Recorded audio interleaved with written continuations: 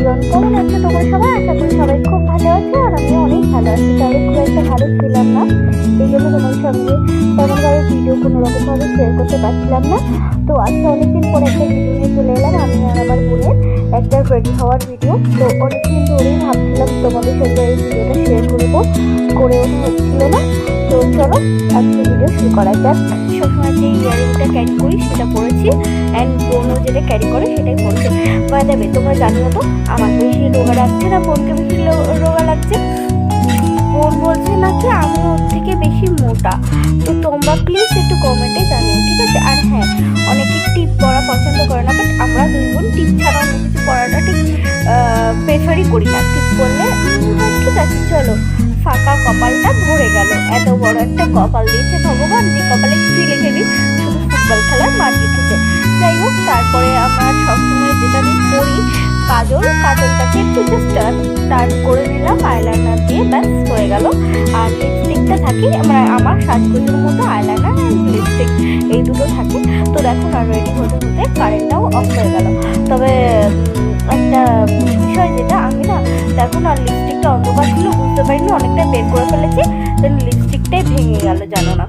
আর এটা না maroon shade কালারের লিপস্টিক ছিল, অনেক সুন্দর ছিল লিপস্টিকটা। দেন আমি লিপস্টিকটা আবার ওই জায়গাটায় বসিয়ে পরার চেষ্টা করলাম। যাই হোক, আর বোন একটা খুব নিউড কালারের একটা লিপস্টিক করছিল, আর লিপস্টিক করতে করতে কারেন্টও চলে এসেছিলো। যাই হোক, ভগবান আমাদের কথাটা শুনে নিয়েছিল, ওই জন্য কারেন্টটাকে আবার দিয়ে দিয়েছে। আমার লিপস্টিক পরার ডান। আর আমি না লিপ লাইনার করতে ভীষণ ভালোবাসি। এই লিপটাকে লাইন না করলে আমার মনে হয় যেন আমার পুরো আনকমপ্লিট রয়ে গেল। তো লিপ লাইন করে আমি লিপস্টিক পরে নিলাম, আর বোন খুব নিউড শেড কালারের একটা লিপস্টিক পরেছে, আইলাইনার ডান। এবার বোনও লিপ লাইন করতে, বাট ও কিন্তু এ করেছে। আর আমি যেহেতু এমনি নর্মাল লিপস্টিক ইউজ করলাম, তো সেটাকে একটু ট্রাই করে নিলাম। তো আমি পাউডার দিয়ে ট্রাই করি। তোমরা কে কে এই প্রসেসটা ফলো করো অবশ্যই আমাকে কমেন্টে জানিও। আমি কিন্তু সবসময় লিকুইড লিপস্টিক বাদে এমনি লিপস্টিক করলে এটা ট্রাই করি। তো এই দিন পয়লা বৈশাখ না, সরি আমি ভুল করে ফেললাম, ধনতেরাসে কী নেবো বুঝে পাইনি। তো এই পলাটা বোন আমাকে গিফট করেছিল, আর আমি বোনকে এই রূপোর ব্রেসলেটটা গিফট করেছি। আর বোন